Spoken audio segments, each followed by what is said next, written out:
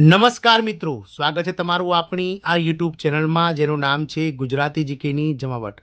તો દેશભરના કરોડો ઈપીએફઓ ધારકો સાથે જ 75 લાખ કરતાં વધારે ઈપીએસ 95 પેન્શનર્સો માટે આગામી 28 ફેબ્રુઆરીના રોજ જે છે તે મિત્રો મહત્વનો દિવસ છે, કારણ કે કર્મચારીઓ અને ખાતાધારકો તેમજ પેન્શન ધારકોને ફેબ્રુઆરીના અંતમાં સારા સમાચાર સરકાર દ્વારા મળી શકે છે.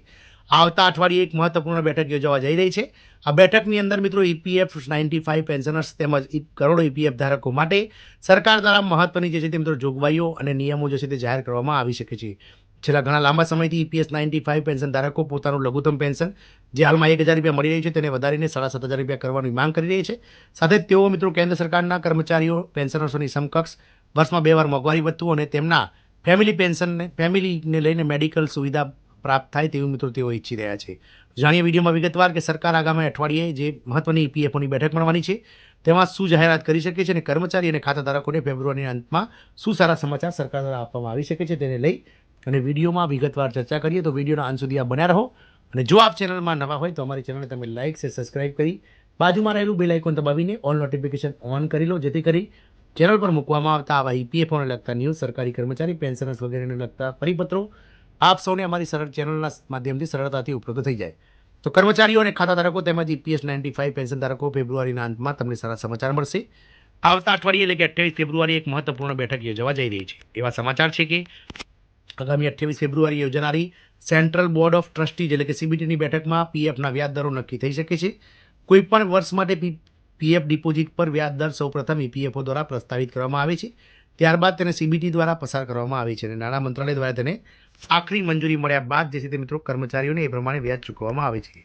કર્મચારી ભવિષ્ય નિધિ સંગઠન એટલે કે ઈપીએફઓ કર્મચારીઓ અને પીએફ ખાતાધારકો માટે ખૂબ જ સારા સમાચાર છે. હોળી પહેલાં કર્મચારીઓને મોટી ભેટ મળવા જઈ રહી છે. સીબીટીએ ફેબ્રુઆરીના અંતમાં એક મહત્વપૂર્ણ બેઠક બોલાવી છે, જેમાં નાણાકીય વર્ષ 2024-25 માટે પીએફ ડિપોઝિટ ઉપર વ્યાજ દર નક્કી થાય તેવી શક્યતા છે. આનો લાભ હાલમાં કાર્યરત પીએફના 6 કરોડ ખાતાધારકોને મળશે. મીડિયા રિપોર્ટ્સ અનુસાર કર્મચારી ભવિષ્ય નિધિ સંગઠનના સેન્ટ્રલ બોર્ડ ઓફ ટ્રસ્ટીઝની 237મી બેઠક 28 ફેબ્રુઆરીએ યોજાવાની છે. તેની અધ્યક્ષતા કેન્દ્રીય શ્રમ મંત્રી શ્રી મનસુખભાઈ માંડવિયા કરશે, જેમાં નોકરીદાતા સંગઠનો અને ટ્રેડ યુનિયનોના પ્રતિનિધિઓ પણ ભાગ લેશે. અહેવાલ છે કે નાણાકીય વર્ષ 2024-25 માટે ભવિષ્ય નિધિ દાપણો પર વ્યાજ દર તેમાં નક્કી કરવામાં આવશે. જો કે સત્તાવાર એજન્ડા હજુ સુધી બહાર પાડવામાં આવ્યો નથી. છેલ્લી સીબીટી બેઠક 30 નવેમ્બર 2024ના રોજ યોજાઈ હતી. નાણાકીય વર્ષ 2023-24 માટે ઈપીએફઓએ પ્રોવિડન્ટ ફંડ એટલે કે પીએફ પર વ્યાજ દર 8.25% નક્કી કરી અને કર્મચારીઓને આપી દીધો છે. નાણાં મંત્રાલયની મંજૂરી બાદ સત્તાવાર જાહેરાત કરવામાં આવશે. કેન્દ્રીય મંત્રી અને રોજગાર મંત્રીના નેતૃત્વ હેઠળની સીબીટી ઈપીએફઓની સર્વોચ્ચ નિર્ણય લેતી સંસ્થા છે અને તેમાં નોકરીદાતા સંગઠનો, ટ્રેડ યુનિયનો, કેન્દ્ર અને રાજ્ય સરકારના અધિકારીઓના પ્રતિનિધિઓ સમાવેશ થાય છે. ઈપીએફઓની રોકાણ અને હિસાબ સમિતિ આ નાણાકીય વર્ષ માટે સંસ્થાની આવક અને ખર્ચની સમીક્ષા કરશે અને પેન્શન ધારકોને સ્પર્ધાત્મક વળતર આપવા માટે વ્યાજ દર ચૂકવશે. આ પછી નાણાં મંત્રાલય દ્વારા ઈપીએફઓ દ્વારા નક્કી કરાયેલ અને સીબીટી દ્વારા સમર્થિત વ્યાજ દરને મંજૂરી આપી શકે છે અને આ પછી તેની સત્તાવાર જાહેરાત કરવામાં આવશે અને વ્યાજના પૈસા સબસ્ક્રાઇબરના ખાતામાં મોકલવામાં આવશે.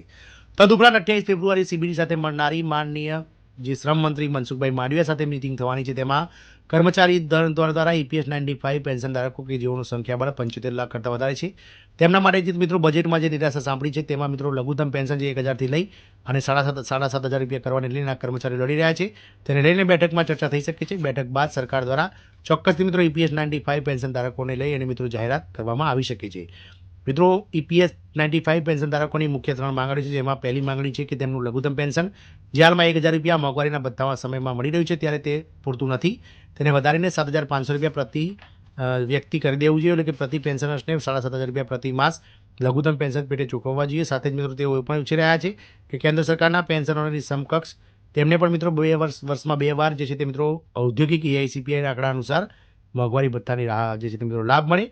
સાથે જ મિત્રો ફેમિલી પેન્શનર્સ અંતર્ગત જે પેન્શન યોજના ધરાવતા જે કર્મચારીઓ છે તેઓ ઈપીએસ 95 પેન્શન ધારકો એવું પણ ઈચ્છી રહ્યા છે કે તેમનો અને તેમની જે જીવનસંગી એટલે કે પતિ અથવા પત્નીનો જે છે તે મેડિક્લેમ સરકાર દ્વારા આપવામાં આવે. જોવાનું એ છે કે સરકાર આગામી સમયમાં 28 ફેબ્રુઆરી યોજાનાર બેઠકમાં શું કરી શકે. અત્યાર સુધી વ્યાજ દર કેટલો છે?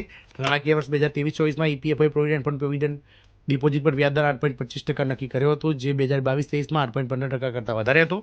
અગાઉ 2021-22માં ઈપીએફ પર વ્યાજ દર 8.10%, 2020-21માં 8.5%, 18-19માં 8.65% અને 2017માં 8.55% હતો. ઈપીએફઓએ વર્ષ 2023-24 માટે 1,07,000 કરોડની આવક પર 8.25% વ્યાજ ચૂકવ્યું છે, જે લગભગ 13 લાખ કરોડની મૂળ રકમ પણ નિર્ધારિત તેનું સૌથી વધુ વળતર છે, જે વર્ષ 2022-23 રૂપિયા 91,151.66 કરોડની આવક પર વસૂલવામાં આવેલ 8.15% વધુ છે. ઈપીએફઓ પણ આ રીતે મિત્રો આ બેલેન્સ ચેક કરી શકો. સૌપ્રથમ વેબસાઇટ પર લોગિન કરી ઈ પાસબુક પર ક્લિક કરી અને ઈ પાસબુક પર ક્લિક કરીને તમારે નવા પેજ પર રિડાયરેક્ટ તમારું ઈપીએફઓ બેલેન્સ ચેક કરી શકો છો. આમ આગામી 28 ફેબ્રુઆરીએ જે યોજાનારી central board of trustee CBD સાથેની બેઠકમાં માનનીય શ્રમ અને રોજગાર મંત્રી શ્રી મનસુખભાઈ માંડવિયાની અધ્યક્ષતામાં મિત્રો ઈપીએફઓ 6 કરોડ કરતાં વધારે ઈપીએફઓ કર્મચારી અને 75 લાખ ઈપીએસ 95 પેન્શનર્સને લઈને સરકાર દ્વારા અતિ મહત્વની જાહેરાતો થઈ શકે છે. જય હિન્દ, અસ્તુ.